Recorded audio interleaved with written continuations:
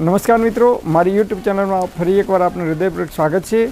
આજનો ટૉપિક છે મિત્રો કે જે લોકોને મોઢા ઉપર ખીલ નીકળે છે, એટલે કે પિમ્પલ્સ નીકળે છે, તો આ પિમ્પલ્સ, આ ખીલ કયા કયા કારણોથી આપણા મોઢા ઉપર નીકળે છે અને એના માટે કયા કયા ઉપાય કરી શકાય, અને આ 5 વસ્તુઓ જો તમે ખાવાની બંધ કરશો તો મોઢા ઉપર જે ખીલ નીકળવાનો પ્રશ્ન છે એ તમારો ધીરે ધીરે બંધ થઈ જશે। તમારું મોઢું છે, તમારો જે ચહેરો છે એકદમ સ્મૂથ બની જશે।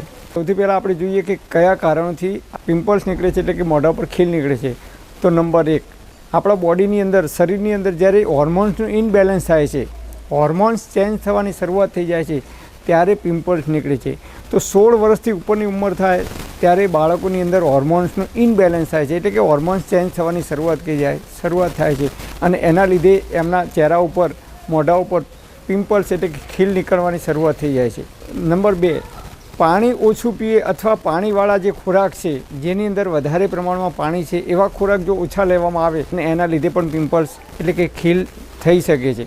તો એવા લોકોએ સમયસર અને પ્રવાહીવાળા જે પાણીવાળા ખોરાક છે, જેની અંદર વધારે પાણી છે, પ્રવાહી છે, એવા ખોરાક વધારે ખાવા જોઈએ। નંબર 3, રાત્રે મોડા સુધી જાગવામાં આવે, ઊંઘ પૂરતી ના લેવામાં આવે, 8 કલાક ઊંઘ લેવી જોઈએ। જો એનાથી ઓછી ઊંઘ લેવામાં આવે અથવા રાત્રે મોડા સુધી જાગવામાં આવે તો પણ એના લીધે પણ શરીરની અંદર હોર્મોન્સનું ઇનબેલેન્સ થાય છે આયુર્વેદ મુજબ, અને એના લીધે પણ આપણા મોઢા ઉપર ખીલ એટલે કે પિમ્પલ્સ થઈ શકે છે। નંબર 4, પેટ ખરાબ હોય એટલે કે કબજિયાત રહેતી હોય, પેટ સાફ ના થતું હોય તો એના લીધે પણ મોઢા ઉપર ખીલ થઈ શકે છે। નંબર 5, નાની વાતમાં જો ગુસ્સો આવતો હોય અને તમે ગુસ્સો કરો તો એના લીધે પણ આયુર્વેદ મુજબ બોડીની અંદર હોર્મોન્સનું ઇનબેલેન્સ થાય છે। અથવા જો નાની વાતમાં કે દરેક વાતની અંદર તમને ટેન્શન આવતું હોય, સ્ટ્રેસ આવતો હોય, મગજ ઉપર સ્ટ્રેસ આવતો હોય કોઈ પણ બાબતે, તો એના લીધે પણ તમારા શરીરની અંદર હોર્મોન્સનું ઇનબેલેન્સ થાય છે અને તો એના લીધે પણ મોઢા ઉપર ખીલ એટલે કે પિમ્પલ્સ નીકળી શકે છે। એન્ટીબાયોટિક દવાઓ વધારે પડતી ખાવામાં આવે, નાની બાબતમાં શરદી થઈ હોય, ઉધરસ થઈ હોય, તાવ આવ્યો હોય કે એસિડિટી થઈ હોય, ગેસ થયો હોય કે આવી નાની બાબતમાં જો આપણે એન્ટીબાયોટિક દવાઓ ખાઈએ એના લીધે પણ બોડીની અંદર પિમ્પલ્સમાં વધારો થઈ શકે છે। હવે જોઈએ પિમ્પલ્સ કેમ થાય છે। તો આયુર્વેદ મુજબ શરીરની અંદર વાત, પિત્ત અને કફ, જ્યારે પિત્તનું બેલેન્સ બગડે છે, પિત્ત વધી જાય છે બોડીની અંદર, ત્યારે એ ગમે તે કારણસર બહાર નીકળવાનો પ્રયત્ન કરે છે અને શરીરમાંથી બહાર ના નીકળે તો ચામડી ઉપર જે ખીલ થાય છે, પિમ્પલ્સ નીકળે છે, મતલબ કે આપણી જે ચામડી છે એ આયનો છે અને એમાંથી ખીલ બહાર આવે છે, મતલબ કે આપણા શરીરની અંદર કંઈક તકલીફ થઈ છે જેના કારણે પિમ્પલ્સ રૂપે, એ ખીલ રૂપે એ રોગ, એ બીમારી બહાર આવવાનો પ્રયત્ન કરે છે અને બહાર આવે છે। તો ખીલ થાય એટલે સમજી લો કે બોડીની અંદર ગરમી, પિત્ત વધે છે આયુર્વેદ મુજબ, અને એ પિત્ત જ્યારે શરીરમાંથી બહાર નીકળવાનો પ્રયત્ન કરે છે ત્યારે ખીલ સ્વરૂપે બહાર નીકળે છે અથવા શરીરમાં ગમે તે જગ્યાએ ઝીણી ફોલ્લીઓના સ્વરૂપે નીકળે છે। આપણા બોડીનો જે લેયર છે ચામડીનું, એના ઉપર 3 લેયર આવેલા છે।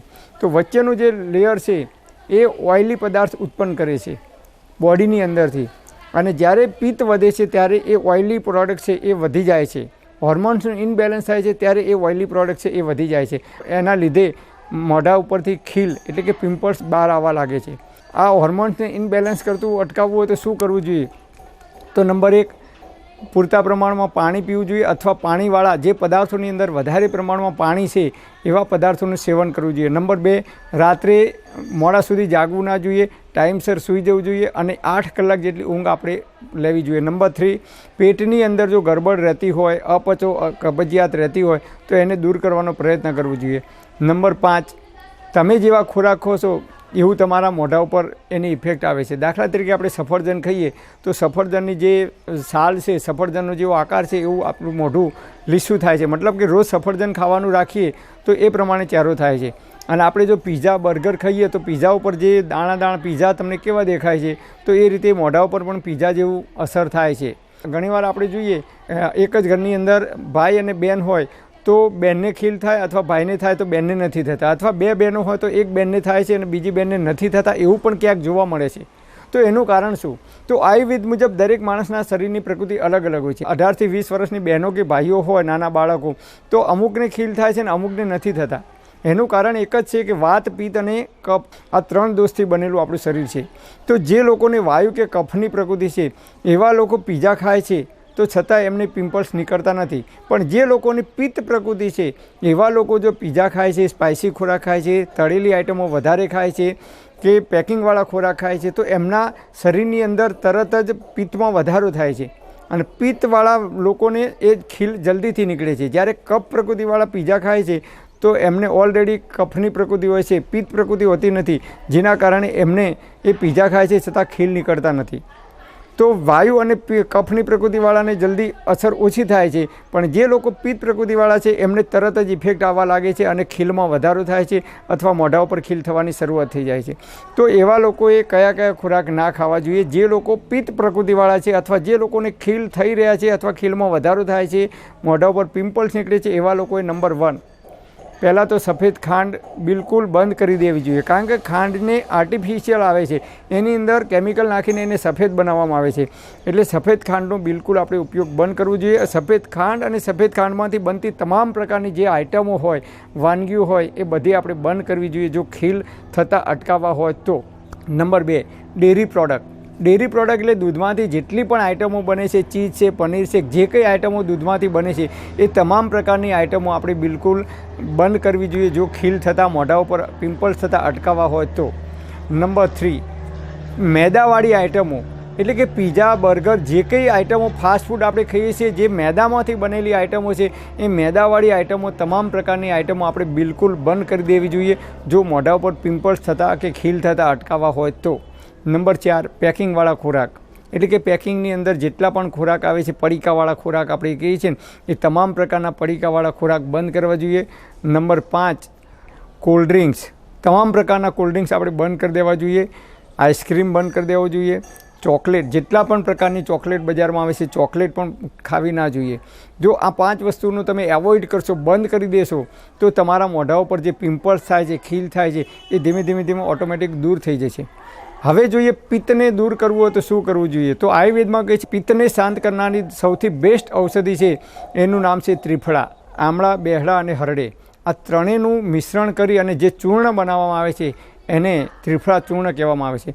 આ ત્રિફળા ચૂર્ણનું આયુર્વેદિક ડૉક્ટર કે નિષ્ણાત વૈદ્યની દેખરેખની અંદર તમે જો એનો ઉપયોગ કરો તો તમારું પિત્ત છે બોડીની અંદર, એ પિત્ત શાંત થાય છે. અને પિત્ત શાંત થાય તો જે લોકો પિત્ત પ્રકૃતિવાળા છે એમને મોઢા ઉપર જે પિમ્પલ્સ થાય છે એ ધીરે ધીરે ઓછા થઈ જાય છે. શું ખાવું જોઈએ? લીલા અને તાજા શાકભાજી ખાવા જોઈએ. જેટલા પણ બજારની અંદર સિઝનેબલ, જે સિઝનમાં જે તાજા અને લીલા શાકભાજી આવે છે એ લીલા અને તાજા શાકભાજી ખાવા જોઈએ.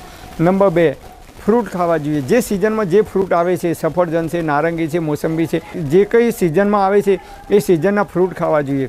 બોડીની અંદર જો વિટામિન સી તમે ભરપૂર લેશો તો એ રોગ પ્રતિકારક શક્તિ વધારે છે. રોગ પ્રતિકારક શક્તિ વધારે એટલે એક ખીલ થાય એની બાજુમાં બીજો ખીલ થતો હોય તો એને અટકાવવામાં મદદરૂપ થાય છે. તમારી રોગ પ્રતિકારક શક્તિ વધી જાય તો એ એક ખીલ થયો હોય તો એની બાજુમાં બીજો ચેપ જલ્દી લાગતો નથી. તો એના માટે છે ખાટા ફળો, લીંબુ છે, નારંગી છે, મોસંબી છે, પાઇનેપલ છે, જે કંઈ બજારમાં ખાટા ફળો આવે છે સિઝન પ્રમાણેના, એ ખાટા ફળો ખાઈ શકાય. અથવા એનાથી પણ જો બેસ્ટમાં બેસ્ટ હોય તો એ છે આમળાનો પાવડર. ડિસેમ્બર અને જાન્યુઆરી મહિનામાં જ્યારે આમળાની સિઝન આવે છે ત્યારે 20 કે 25 કિલો આમળા ઘરે લાવી અને બટાકાની સીણ કરીએ એ રીતે એની કાતરી પાડી અને ઘરની અંદર પંખા નીચે ઘરની અંદર સૂકવી દેવાની અને એક બરણીની અંદર ભરી દેવાની. જેમ જેમ જરૂર પડે એમ એનો પાવડર મિક્સરની અંદર બનાવી દેવાનો. અને પછી એ પાવડર જો દરરોજ અડધી ચમચી લેવામાં આવે તો વિટામિન સી ભરપૂર મળે છે. અને આમળાનો પાવડર છે વાત, પિત્ત અને કફ ત્રણેયનું બેલેન્સ કરનારો છે. એટલે તમારું પિત્ત પ્રકૃતિ છે એ લોકો પણ લઈ શકે, વાત પ્રકૃતિવાળા પણ લઈ શકે અને કફ પ્રકૃતિવાળા પણ લઈ શકે છે. તો આ રીતે તમે આમળાનો પાવડરનો ઉપયોગ પણ નિષ્ણાત ડૉક્ટર કે વૈદ્યની સલાહ મુજબ કરી શકો છો. હવે મોઢા ઉપર લગાવો તો શું લગાવી શકાય? તો એના માટે બેસ્ટ છે મુલતાનની માટી. મુલતાનની જે માટી આવે છે એ માટીની અંદર ચપટી હળદર નાખવાની, થોડોક ચંદનનો પાવડર નાખી એનો મિક્સ કરી અને મોઢા ઉપર જો અઠવાડિયામાં એક વખત લગાવવામાં આવે, 10 મિનિટ જેટલો સમય લગાવવાનો. એમ લાગે હવે સુકાઈ જવાની તૈયારી છે ત્યારે મોઢું ધોઈ દેવાનું. આ રીતે તમે અઠવાડિયામાં એક વખત લગાવશો તો 3-4 વીક્સ લગાવશો એટલે ધીમે ધીમે તમારા મોઢા ઉપર જે ખીલ છે એ ખીલની માત્રા છે ધીમે ધીમે ડાઉન થશે. પણ ખોરાકની અંદર સાથે પરિવર્તન કરવાનું. પછી પીઝા, બર્ગર ખાવાનું ચાલુ રાખશો તો આની કોઈ અસર નહીં થાય જલ્દી. એટલે ખોરાકમાં પરિવર્તન કરીશું તો જ આપણા શરીરની અંદર જે હોર્મોન્સનું ઇનબેલેન્સ થાય છે એ હોર્મોન્સ બેલેન્સ થશે. અને વાત પિત્ત અને કફનું ઇનબેલેન્સ થાય છે, એ બેલેન્સ થશે અને પિત્ત જે વધી જાય છે એ પિત્તને જે કંટ્રોલમાં રાખવામાં આવશે, પિત્ત શાંત થશે તો આપણા મોઢા ઉપર જે પિમ્પલ્સ થાય છે, ખીલ થાય છે, એ ધીમે ધીમે ખીલ ઓછા થઈ જશે અથવા ખીલ થવાની શરૂઆત હશે તો ધીમે ધીમે તમારા ખીલ છે એ બંધ થઈ જશે, મટી જશે. તો આ રીતે તમે આનો ઉપયોગ કરી શકો છો. પરમપિતા પરમાત્મા આપ સર્વેને તંદુરસ્ત અને નિરોગી રાખે એવી હૃદયપૂર્વક મારી પ્રાર્થના. Thanks for watching my video. Thank you.